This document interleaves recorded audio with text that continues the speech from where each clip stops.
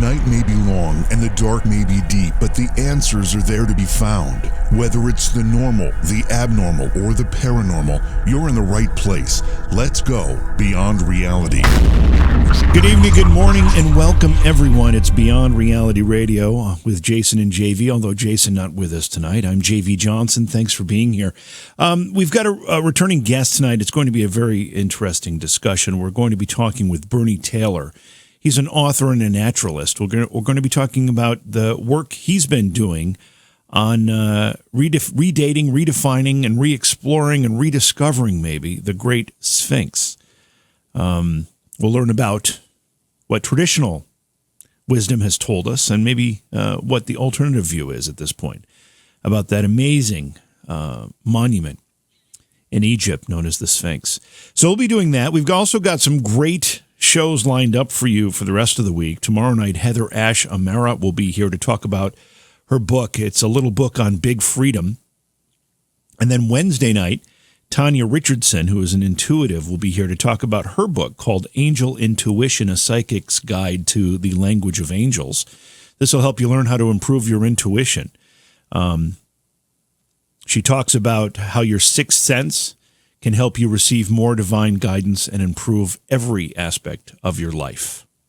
And then Thursday night's program, another returning guest, Dr. Bruce Solheim. He is a distinguished professor of history. He's an author and a psychic medium, and he's got another book in his series of paranormal personal history books. It's called Timeless Deja Vu, A Paranormal Personal History, and it provides another 31 personal experiences that Bruce has had, including things such as ghosts, telepathy, out-of-body experiences, mediumship, near-death experiences, aliens, premonition, spirit animals, and theories of quantum personal reality, and, as the title would imply, deja vu as well. Before we get started with tonight's program, a couple things I want to talk about, and maybe the most important, and I guess we would consider this to be the saddest news. You know that on this program we talk about the television show The Curse of Oak Island quite a bit. Jason and I both watch that program, although I have to say it's been a little uneventful for the last, little while anyway.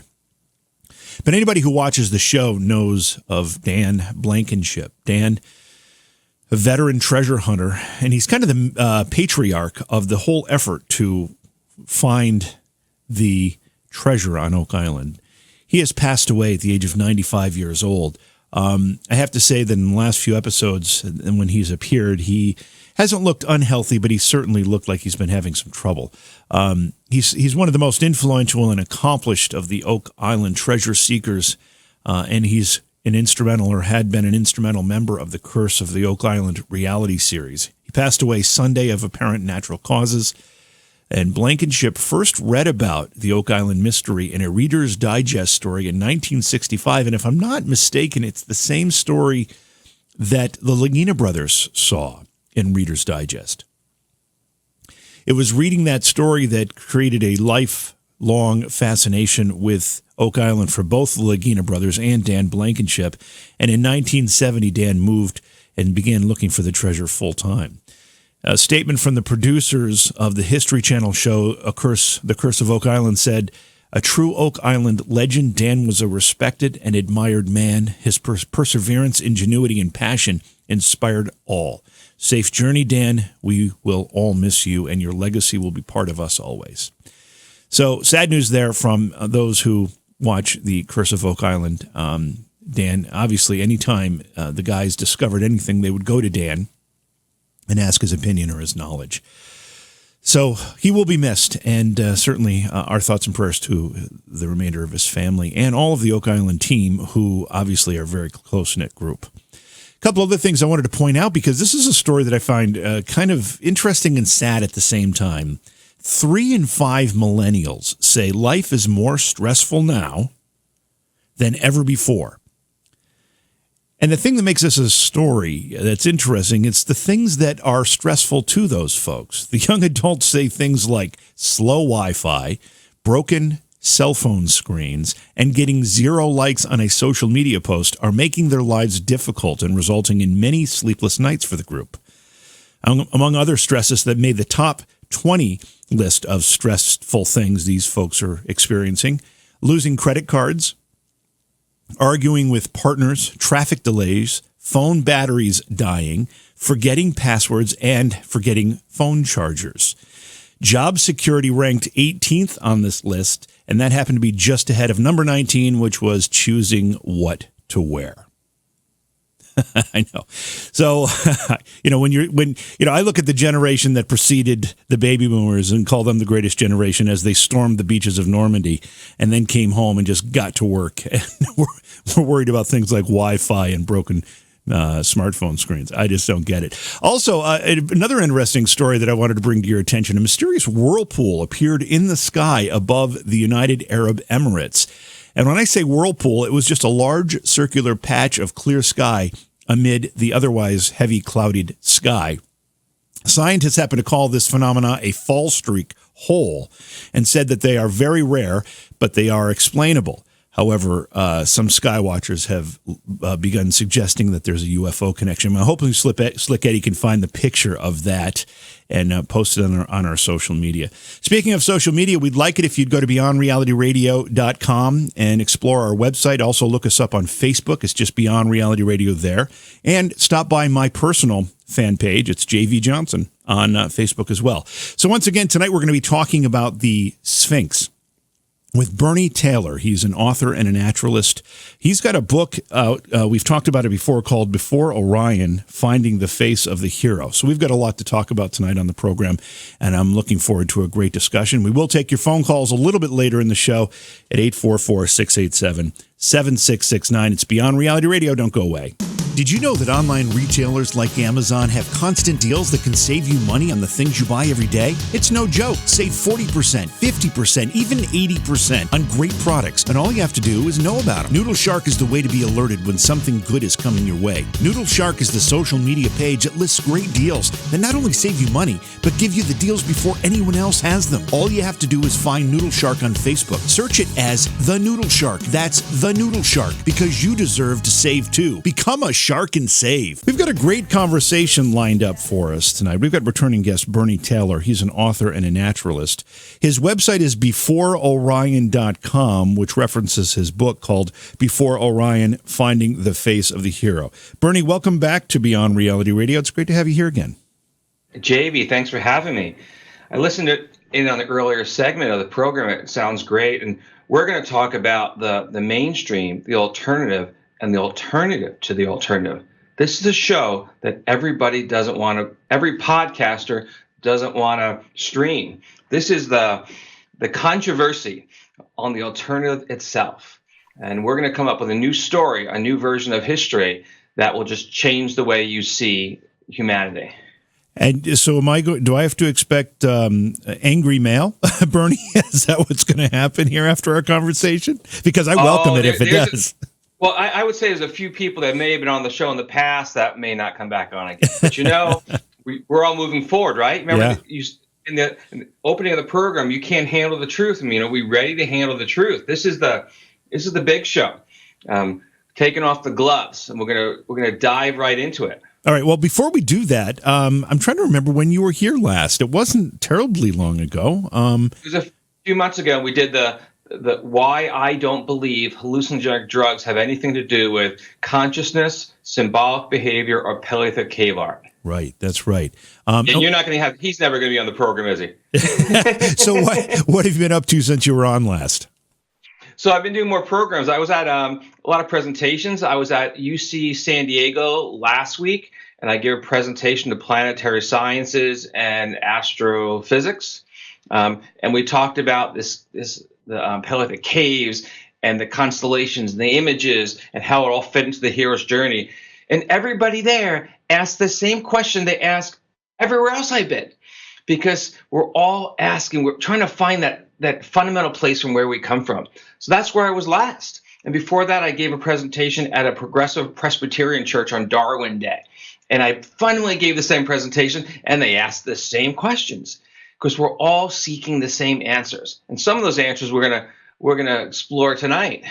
Yeah. Now, of course, there might be some folks who didn't get to hear our first discussions and where we actually broke down your book before Orion, Finding the Face of the Hero. So why don't you take a few minutes here and just kind of lay that out for us so we have something to draw upon as we get into this conversation.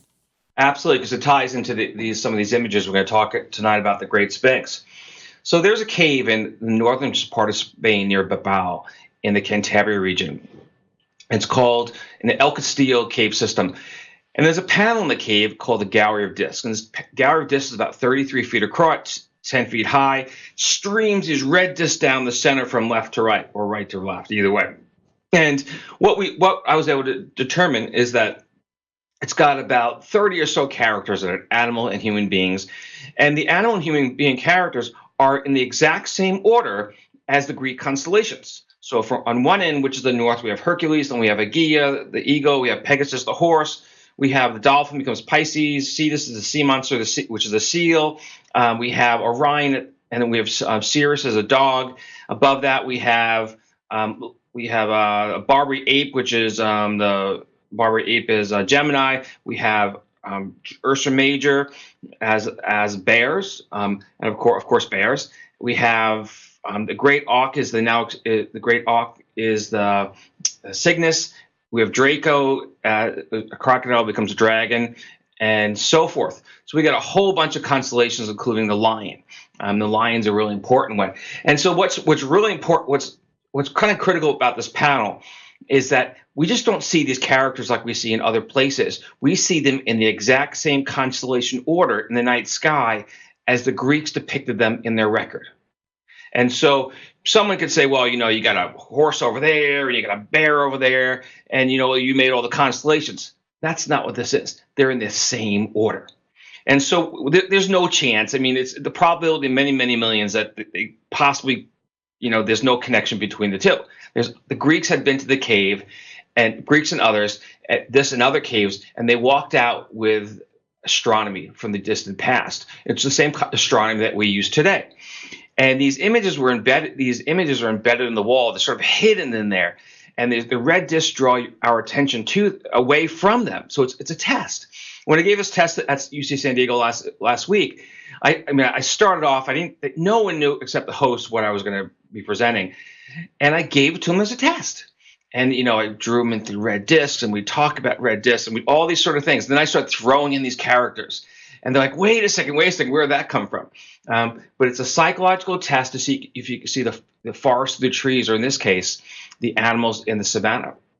And so that's where we start from. That's 34,000 years ago, okay? So Göbekli Tepe is maybe 12,000 years ago, Stonehenge 4 to 5. The Giza pyramids 4,500 years ago. So we're talking tens of thousands of years before everything else that we have a record of, that we can actually draw a story from, or draw the constellations from. This is how far back in time we're going. Yeah, so I understand, and again, we had this conversation, but I'd like to refresh my mind and the mind of the listeners. You're saying that this cave art was there, and at some point, Greek travelers visited the cave, and they used those images as the references that we now use for our modern astronomy? Absolutely. So it was the Greek Claudius Ptolemy who put together the Almagest, and that is the source book of modern astronomy.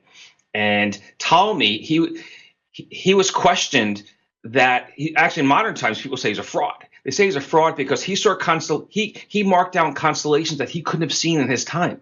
And the reason is because the Earth wobbles like a top, spinning top, and constellations dip below and above the horizon over long periods of time. And he saw things. He chronicled things he couldn't have seen. And so modern astronomers said this guy's a fraud, but perhaps the biggest fraud in history. But they never knew how he did it. But now we can see how he did it because he had been to the caves. But the Phoenicians had been there, the Greeks, the Romans, and I would argue the Egyptians too.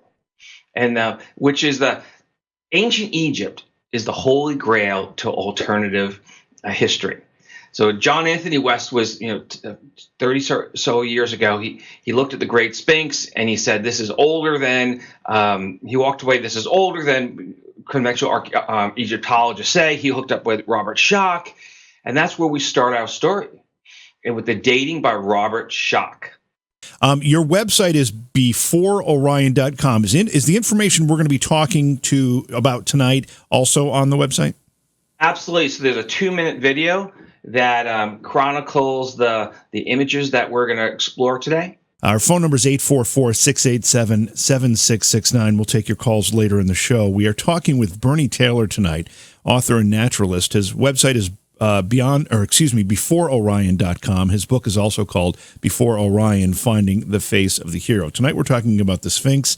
And let's start here, Bernie, by kind of outlining the traditional wisdom. What were we told about the history of the Sphinx as we were going through, let's say, grade school or whatever it happened to be? Absolutely. So the great mainstream archaeologists say that the Great Sphinx was a mound, a limestone mound, and that it was roughly geologically formed. So the outer walls of this kind of enclosure, as well as the fundamental body and head. And then they believe that ancient Egyptians, they carved out the face to be similar to somebody, maybe a pharaoh, they don't really know. And that they carved out the body in some places where they could make it look like the body of a lion, and they reinforced other sections. And they believe that the Great Sphinx is roughly about the time period of the pyramids at Giza, and that the face makes sense because there's very little weathering on the face, or at least the weathering is similar to that of the Egyptian pyramids at Giza, and so Robert Schoch comes along at the invitation of John Anthony West. And Schoch's work is really a criticism of the Egyptologists. He doesn't actually come up with an answer, and I'm going to explain that. So Schoch said that if you look at the outer walls of this chamber that the Sphinx kind of indentation it sits in, there's horizontal and there's vertical patterns. And he says that the vertical weather patterns came from a time of intense rain, and the rain was kind of seeping over, coming over edges, seeping down to the cracks. And he believed that happened during a very wet period, which had to be prior to 6,000 or 7,000 years ago, and prior to that time, the greater Egyptian area, was like all of North Africa, was more humid, and there were huge lakes the size of the Great Lakes of the United States, and so there's a lot of water and monsoon rains and all that sort of stuff. And so he said, originally came in and says, got to be more than 6,000 years old. He then pushed it back to about 8,000, and now he's at about 12,000 years ago, which directly aligns with Atlantis because he's an Edgar Cayce fan. And so he's on Team Atlantis, and all the stars align, and that's his story. Now, there's other geologists. So people in alternative worlds say, well, Schoch's a geologist, he knows better, so on and so forth. Well, that's not exactly true, because other geologists have a different story. A pair of Ukrainian geologists wrote a paper, and it's a geological aspect of the problem of dating the Great Egyptian Sphinx. And what they say is that the vertical weather patterns are actually from water, and it's like ocean type of tidal water. And they say it's at least 800 years, that formation of that outer chamber or that wall is at least 800,000 years ago, because that's the type of weathering you could find from that pattern. Did you say 800,000 years ago? 800,000 years ago, exactly. So you can pick your geologist. And what they're saying is that 800,000 years ago, there was water elements pushing against that inside the enclosure of the Sphinx, which created that formation. So if you pick your geologist between 800,000 years ago and now Schoch with his Atlantis 12,000 years ago. And so if 800,000 years ago you could have had this weathering pattern by water, by sort of tidal water, between 800,000 and 400,000, you could have had the vertical patterns the seeping that Schoch says is 12,000.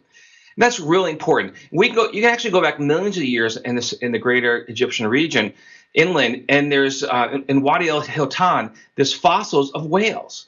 And so the Giza pyramid is in a very lowland flat area, and that whole section, the Giza delta, is fundamentally it's flat. And historically, water had come up, and there had been shallow seas that even took whales and sharks and other animals. And so we can't really look at, if it's a primary geological formation, everything fundamentally except the head of the Sphinx, we have to look at geologically and we have to look at the big picture, and we have to, not in terms of Atlantis or these other things. So that's the geological story of the Great Sphinx. And the mainstream archaeologists probably aren't that far off. But there's another story that came out. And have you had Robert? Sorry. Yeah, I just want to, before you get into the other story, I want to ask about everybody can essentially picture the Sphinx in their head. I mean, I'm sure at some point or another, we've all seen a picture of it, talked about it, whatever it happens to be. These weathering patterns that you're talking about, these water erosion patterns that you're speaking of, where exactly would we find those? Are they on the Sphinx itself, or are they? They're actually on. The Sphinx sits in like an indentation, kind of a walled indentation, and they're on the walls of that indentation. Okay, so it's not on the Sphinx itself. It's not on the Sphinx itself. Correct. Okay, I understand. But we're assuming, or we've determined that the Sphinx itself and those walls come from the same time. Correct. And so the ancient Egyptians had many times over kind of fixed up the walls. Oh, it's not the walls. The body of the Sphinx. And they recarved it, they added blocks. And so it's very difficult to tell by looking at the actual Sphinx what the date of it is. And so that's why they look at the walls of the so-called outer chamber. Okay, now it's starting to make a little bit more sense to me from a visual perspective. Okay, so we have these different theories, and we've got these different discussions going on, and you said we've got something else to bring to the table. And so the other one is Robert Bauval. And all you listeners have seen Ancient Aliens and other programs and seen this Orion constellation theory that includes the three main pyramids. Remember, there's more than 3 pyramids on the Giza Plateau because there's 3 plus 6 others, but they don't seem to have fallen to the theory. Anyway, the 3 major pyramids plus the Sphinx somehow align to the exact same time in the night sky as Atlantis 12,000 years ago, or Plato's Atlantis 12,000 years ago. And the story's over because it's all proven and all this sort of stuff. And because that's what timing to the vernal equinox, because everybody times their constellations of the vernal equinox according to Bauval and Hancock. And all the stars align at that time. And so Schock has co-authored the book with Bauval, and they synchronize their theories to have to be on Team Atlantis together. And Schock is out there doing Atlantis tours. You can get him on the program. He can tell you all about Edward Casey and the vision and all that sort of stuff. And so we have another story out there. There's an Italian named Armando May. You can get him on the program. Armando said that Bauval isn't really that far off. He's just looking at a wrong time period. And Armando May says that it was 36,000 years ago, because that's when Leo the lion in the shape and the form of the Sphinx was actually correctly aligned with the other figures on the pyramid at the Giza complex. So Armando May wrote a book called Ancient Mysteries, and he actually recently, after reviewing my work, he changed his a bit, and I wrote the afterword to his book to explain the updates and what has been found based on my work. And he's going forward in my direction. He's modified what he's doing. So how did he come up with 36,000 years ago? In addition to the whole thing aligning, there are 2 lists of kings, and these lists of kings are let's call the ancient pharaohs further back in time, and they both go to about 36,000 years ago. And the question has always been asked: well, are these real or not? John Anthony West said they were real, and John Anthony West believed that the origin of the Sphinx, maybe not the actual construction of the Sphinx or the carving, he believed it was back to 36,000 years ago. And so he was not on Team Atlantis. And so Armando May kind of borrowed some of Bauval's ideas, borrowed some of John Anthony West's ideas, and he came out with this phenomenal book, Ancient Mysteries. And it's out there. It's in multiple languages around the world and off Amazon and all that sort of stuff. So we have multiple theories about the Great Sphinx.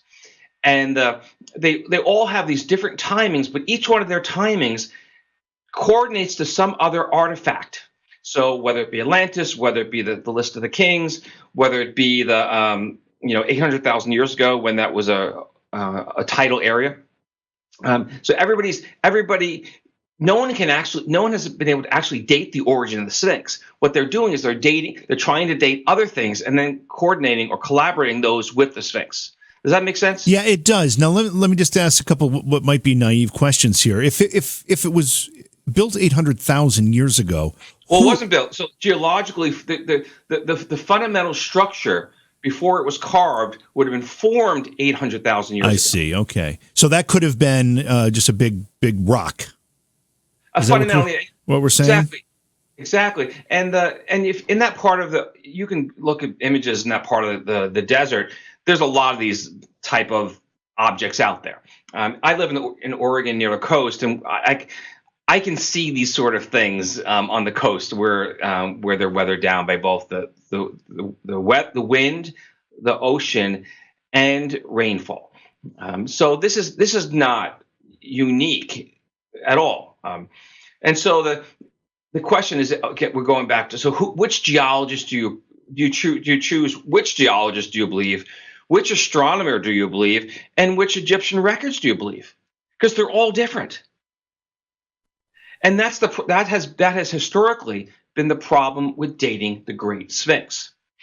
We're talking with Bernie Taylor. We're talking about the Great Sphinx. And Bernie, we've got about 6 minutes here. Is that enough time to get into the next part of this story? Let's do it. Yeah, 6 minutes. All right, let's go. So we're going to go back about 20 minutes. We talked about this gallery of discs, and we had all these animals, including the lion, and that the crouching lion is the constellation Leo, and it's a summer solstice time period because some of the animals there's a juvenile kitten lynx pressing against the mother's ruff. There's a fledgling golden eagle that hasn't flown yet, mid-June time period. You got a few different animals, so it's telling us that this scene that we're looking at here is a summer solstice image. Okay, and all these constellations as they serve at that time of the year. Now this lion is superimposed over it with this large carnivore, and this actually a sitting carnivore has the head. It's missing the nose, just like the Great Sphinx. It has that teardrop shape on its forehead, just like the Great Sphinx. But most importantly, it has the Nemes headdress. Okay, so which was a symbol of pharaonic power that was worn in ancient Egypt by the rulers, and so we have this large carnivore with this Nemes headdress superimposed over the Great Sphinx, and the head of this carnivore is much smaller than, of course, to the body of this huge lion, which is fundamentally 10 meters across, which is exactly as the head of the Great Sphinx is relative in size to the body of the being. Okay, so what the Egyptians did is they copied from something else, or we'll just call them the Egyptians. Okay, that they copied from somebody else who had this smaller head on top of the larger lion's body, and we find the same representation in this gallery of discs, this panel in Spain from 34,000 years ago. It's a therianthrope. And there's lots of therianthropes on that panel. There's a man who merges with a horse to become a centaur. There's a horse that merges with the eagle to become the Pegasus. There's a man who merges with a dolphin to become a merman. And so in Paleolithic cave art, or in the mind of the animist, you merge with the animals to draw strength from it. So in the case of the Great Sphinx at Giza, it's a therianthrope, where this ruler, or depiction of the ruler, is drawing strength from the lion. And that's the fundamental story. Now, before we jump, we have about a minute left. We've got about 2 minutes left. Then we have our top of the hour break. Then we've got a good segment on the other side.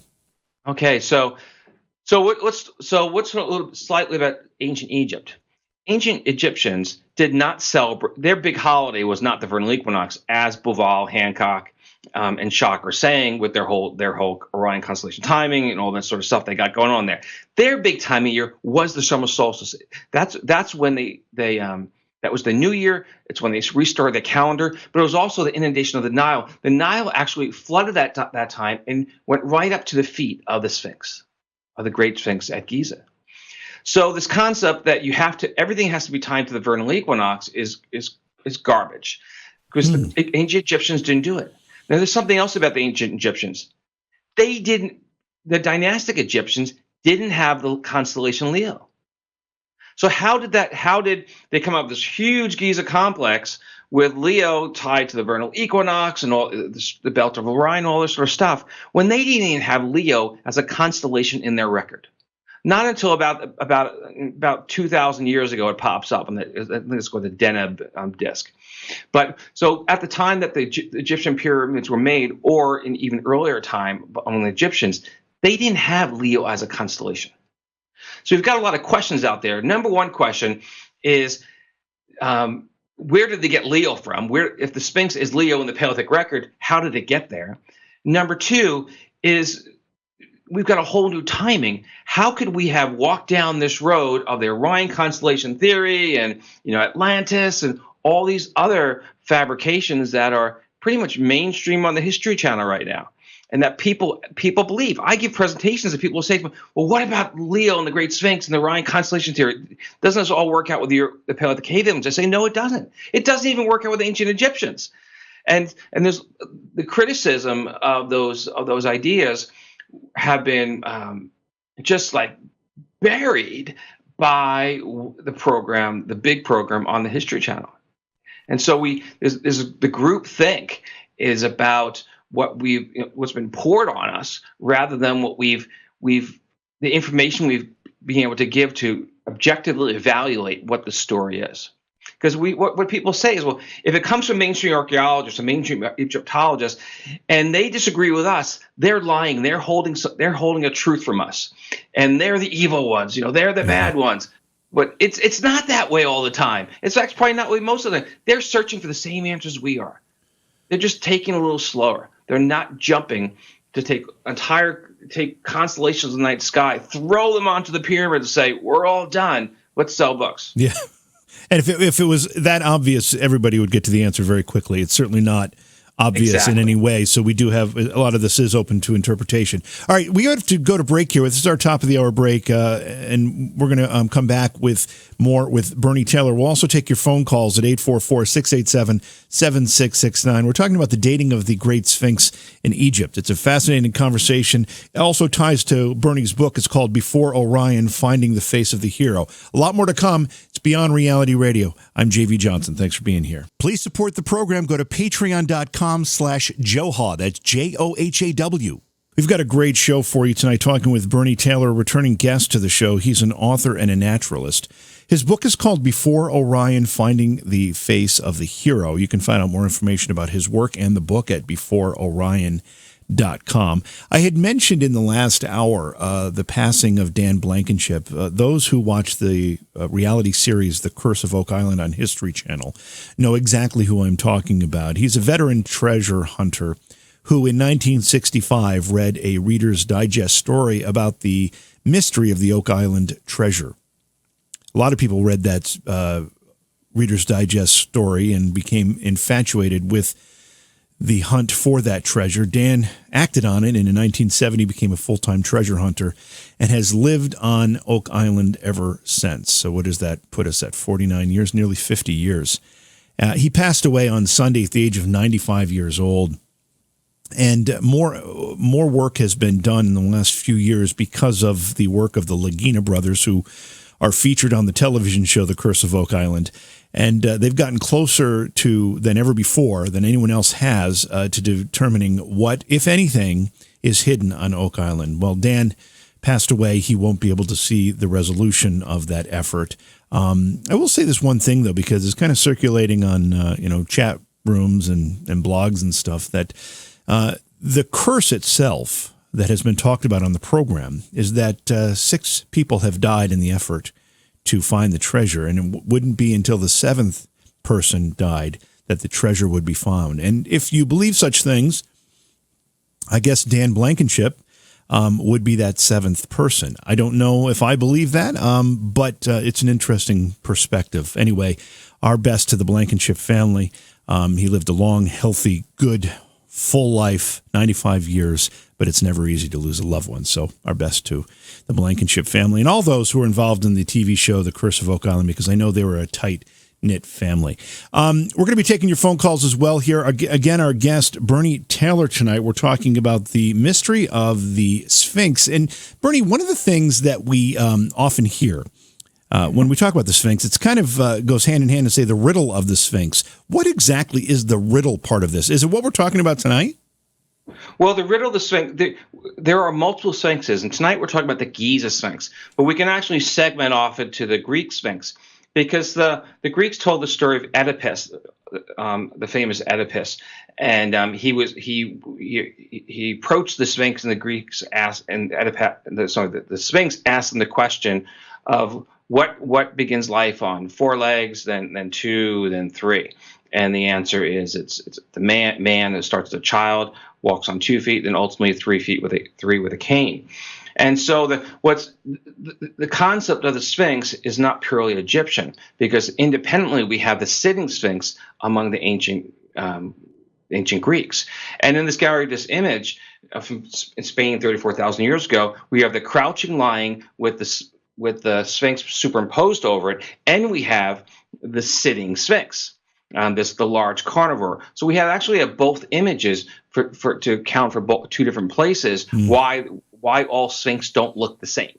And the answer to your question is that there are multiple Sphinxes, and if you look at this image, you could actually walk away with, could be 2. And so that's but it's a therianthrope. Truly, it's a therianthrope, which is the combination of human and animal characteristics, and that's really the essence of the Sphinx itself. Right. It's not a monster. It's not a monster per se. On the hero's journey, he encounters the lion, and he draws strength from the lion. Before we get into more of that, I do want to take a listener call here or two. This is Jim in South Carolina. Jim, welcome to the program. Thanks for holding on. Hey, thanks for taking my call. Have you ever heard of the Temple of the Birds? Give me a location. Well, if you place Cygnus the swan over top of the pyramids, and where the Nebe sets is the Temple of the Swans. An Englishman about 10 or 12 years ago discovered archaeologists from the 1800s had found a cavern up underneath this one temple that had birds stuffed in it. At the doorway was 2 ibises.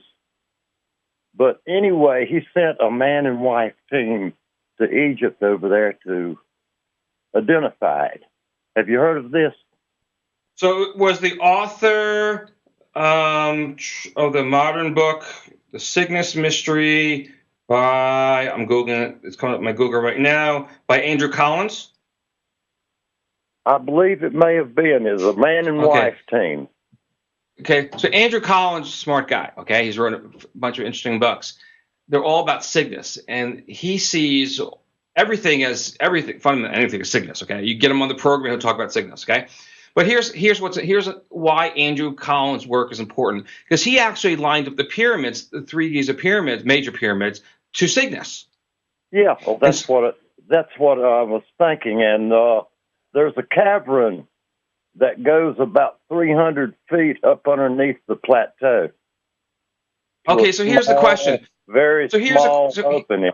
So I'm going to give you a question. So Andrew Collins came up with the pyramid, 3 major pyramids being Cygnus, and Bouval comes up and being the belt of Orion, and Schock saying it's 12,000 years ago, and the geologists saying 800,000 years ago.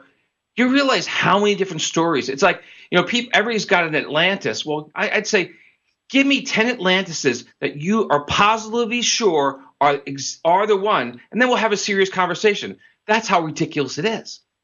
Because everybody... You measure the 3 pyramids, the third one's slightly off. Correct. And it measures up more with the middle of the stars in Cygnus than it does with Orion. And that's what Collins said. Exactly. So what we have a unique opportunity in history now is we actually have the teacher's edition book to the Egyptology, okay, and the Greeks and the Romans and Phoenicians, and we can see where it came from. And the bird, there's actually 2 birds in that area of the night sky on this Paleolithic cave. One is the great auk. One's a great auk, and the other one is an ostrich. You know what an ostrich looks like if you cut off its legs? Picture it. It's like a swan. Yeah. I suppose, yes. And so you have an ostrich and the great auk. And so what the Greeks, the original, based on the constellations as they appear, the original Cygnus was the great auk. However, the ostrich is up there, and so it was another constellation in the night sky that the Paleolithic artists had recognized. And so I can't say what it was, but so the whole story. Andrew Collins, he talks about the cosmic egg and the birth of the universe, all that sort of stuff. Well, the great auk actually he has the cosmic egg, and we can see the cosmic egg is a great auk egg, and we have this character who holds the actual egg. And so in the Paleolithic version, the great auk was a major character. The ostrich was a lesser character. We just don't know what it was. But I believe that the ancient Greeks saw the ostrich and they cut off the legs and made it a swan. But it still wouldn't exactly be the constellation of Cygnus because it's off by a bunch of degrees in the night sky. But that's a good point, because what you just brought up is another interpretation of the Giza pyramids. Jim, thanks for the phone call. We appreciate you. Thank you, Jim. Yeah, we appreciate you joining the conversation. The number's 844-687-7669. I have another naive question here, and then we've got to jump to our next break. There are no naive questions. This one's a bit naive, and I should know some of these answers. Now, are there any caverns or chambers associated with the Sphinx itself, or are those reserved to the pyramids? Well, it's actually behind the butt of the Sphinx, there is a temple. And I've seen pictures from the outside. I've never been to the Great Sphinx, but you can see pictures from the outside, and it's called like the Sphinx Temple or something like that. So the answer is yes. Now, Schock, on the vision of Edgar Cayce in a dream, said that there was a chamber below the right paw of the Sphinx, and below, and all the answers to the universe would be solved if you could go into that chamber. And so, with the help of the Edgar Cayce Society, they did some, some sort of seismic dating. I don't know. Actually, not dating. Evaluation to find out the hole, and they start drilling down towards this alleged subterranean chamber, and all at the verge of getting there. I mean, they were so close. The evil Egyptologists stopped the project. Okay, can you imagine this now? Now, if I said to you, if I had a dream, Edgar Cayce had a dream and said, below your kitchen, there is a chamber that'll give you all the secrets of the universe. Does that give me the right to start, drilling in your kitchen floor? Should be a no. Yeah, I'd say no. Okay. And that's the equivalent of this thing, okay? And so this started from the Edgar Cayce dream, and Schock, he says the Egyptologists were against him because they wouldn't let him. Yeah. They would reach that point because they were so close, and if you didn't, it's not there. Okay, it just isn't there. So anyway, are there chambers below? There's probably a lot of cavities throughout that whole region in the ground, but it doesn't mean that the secrets of the universe are there. And Edgar Cayce, and this actually totally debunks Edgar Cayce, because if Edgar Cayce could actually have seen any of this stuff, he would have seen in his dreams or his visions the caves where you find this Sphinx on the wall. Right. I mean, it just, so I'm not out to debunk Edgar Cayce because I think the whole thing is actually nonsense. But if anybody out there is an Edgar Cayce believer, this was the nail in the coffin. If you didn't, get it before. His website is beforeorion.com. His book is Before Orion, Finding the Face of the Hero. Bernie, how long ago did you write the book? So I completed it about a year and a half ago, and it probably took me maybe 3 years to actually do the work. And it followed a previous book, Biological Time, which was how plants and animals are timed and knowledge by indigenous hunter-gatherers and ancient peoples. And that was about 14 years ago. And I kind of ask the questions of why do salmon run earlier or later, and how do they all they follow one smart fish, or there's some sort of timing mechanism. I looked at the Native American calendars, and then I went back in time and said, maybe someone knew this in the distant past, and that drew me to the cave images in Europe, Paleolithic Europe, 17,000 years ago. Let's go. And I started to evaluate the biological time and context within that of the Paleolithic cave artists. And lo and behold, they had the exact same nomenclatures as the Native Americans, which tied to the biological clocks, or when you would go hunting and fishing for these animals, which all made sense because the animals haven't changed in 17,000 years. And that took me, when I started working on, when I finished that, I said, I'm kind of ahead of my time. And I gave scientific presentations and conferences and universities and endocrinology and all these different areas. And I said, I'm going to put this on the shelf for 10 years. And I'm going to come back. When I came back 10 years later, there had been new dating older dating of the Paleolithic cave images. And the El Castillo cave was dated at 40,000 years ago, which became the oldest cave art in the world dated at that time. And that was super important, because then we can push the limits on how far back in time people would have known this. And I started counting the discs, doing just like I did with the other cave images tied to the animal timing. And as I started to do that, I said, well, it might be something more here. And I looked and I started looking outside the disc, and I saw the elephant and the lion, and I saw a bunch of human characters. I said, oh my God, that millions of people had seen this, but they hadn't seen this. And I quickly recognized the reason was these red discs are kind of they draw you in like a red stop sign, or red lipstick, or McDonald's sign with the red, and DQ and Burger King. And of course the outer lines of like a Time magazine. It draws us at a most basic level to the red disc. And I recognize that's why people hadn't seen it, and that's okay. But we're all past that now. And so how did I get into this was through the biological time work, which then took me on my own hero's journey by going through these cave images and kind of like rethinking who I am and who is humanity, and where do we get our information from. In this case here, the ancient Egyptians had borrowed.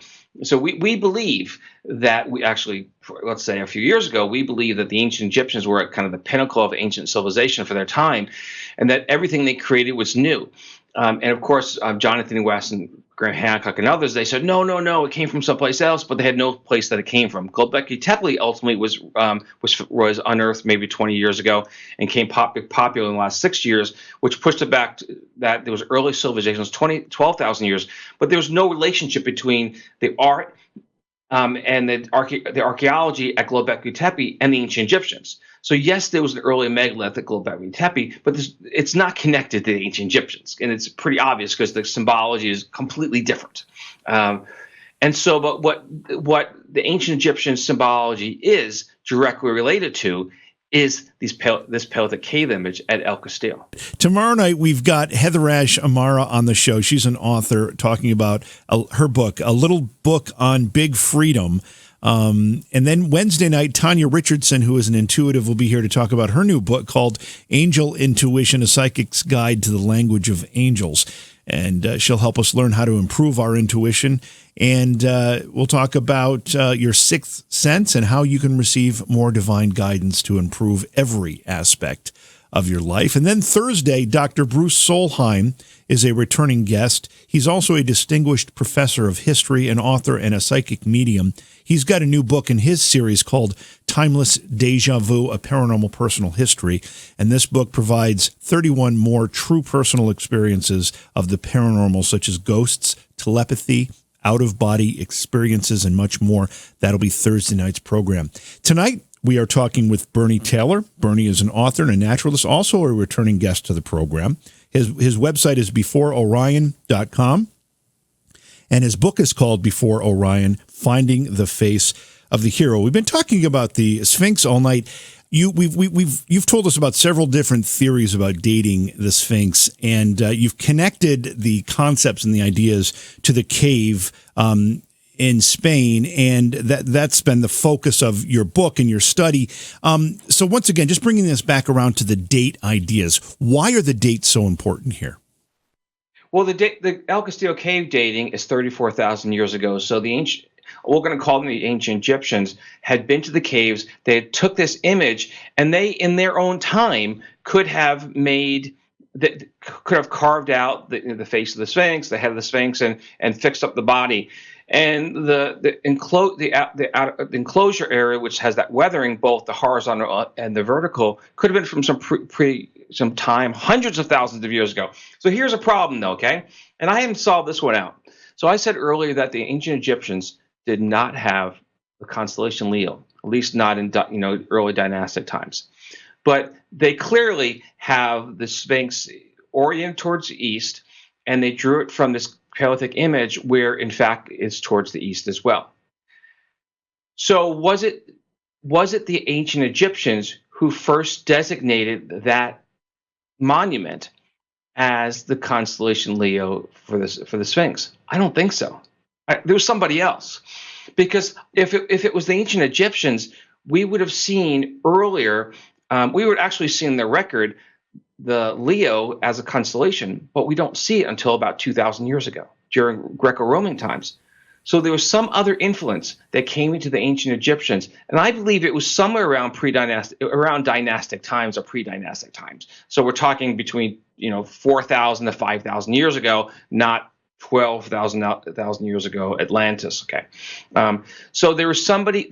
So ancient Egypt was a crossroads of civilizations, and as these Great Lakes in the Great Sahara dried up, people migrated into the Nile Delta, and they migrated through the Nile Delta. So you had a mix of cultures, and one of those cultures, I believe, are the ones who carved out the first Great Sphinx. And then later Egyptian pharaohs cleaned it up. They dug it out further, improved, here and there. But I believe it wasn't the ancient Egyptians who first designated that Great Sphinx. It was someone who had been to the caves in Spain, but who it was, we don't know. And later in time, the Egyptians had sphinxes, of course, much smaller sphinxes, and they were modeled after the Great Sphinx at Giza. And so there's still a mystery out there of who, in fact, made the Great Sphinx. But the mystery of the origin of the Great Sphinx, we can now kind of put to rest that it goes back to 34,000 years ago.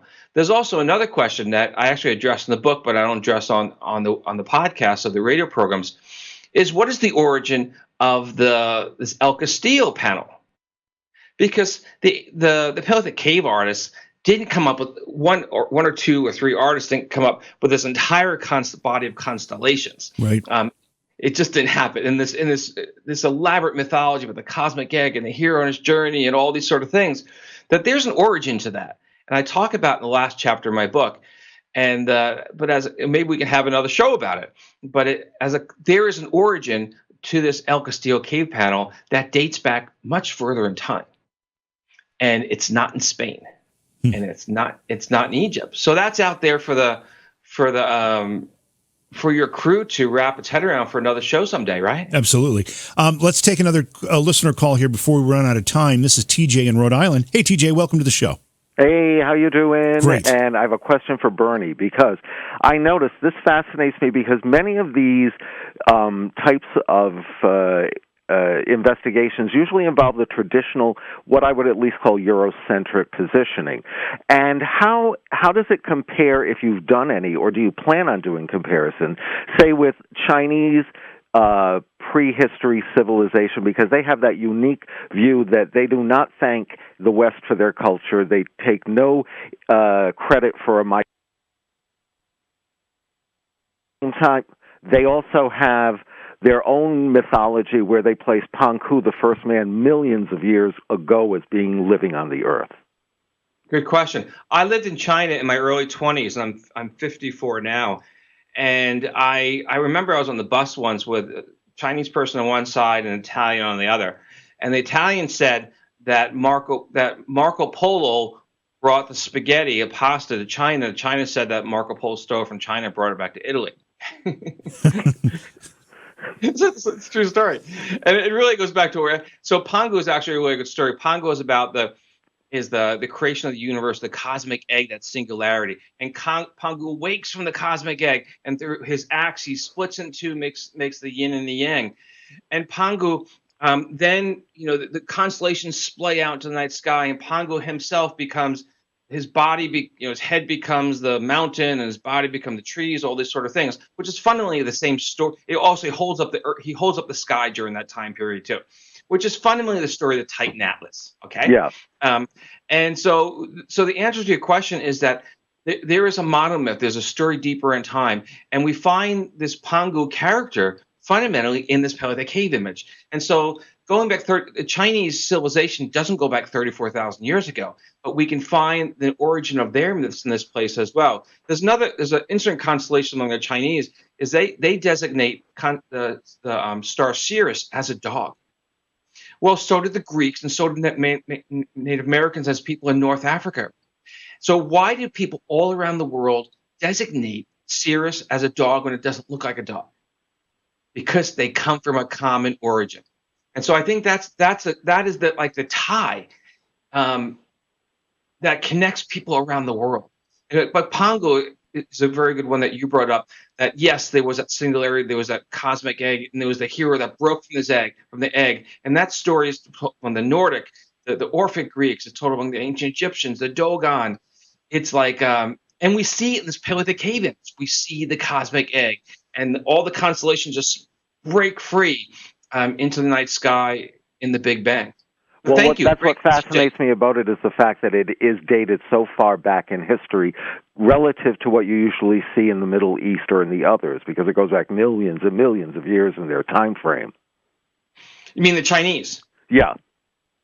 I mean, They don't have this, say the traditional Judaic 5,000 years ago the earth was formed type thing. This goes back much further, which leads to more interesting questions, I think. Well, interesting. I grew up in the New York area, and I had a lot of Jewish friends, and Jewish friends used to tell a joke that, the Chinese civilization only goes back 4,000, but the Jews go back 5. What did we eat for 1,000 years? Okay. All right, on that, at least a happy note, I'll let you go, and I appreciate the time. So the TJ, Chinese thank you. The Chinese go 4,000, yeah. Yeah, TJ, thank you for the phone call. We appreciate you. Always have great questions. That was a clean joke, wasn't it? Yeah, that was perfectly fine. In today's day and age, I'm never sure, but I think that one was fine. We only have a couple minutes left with you here, Bernie. What are you working on next?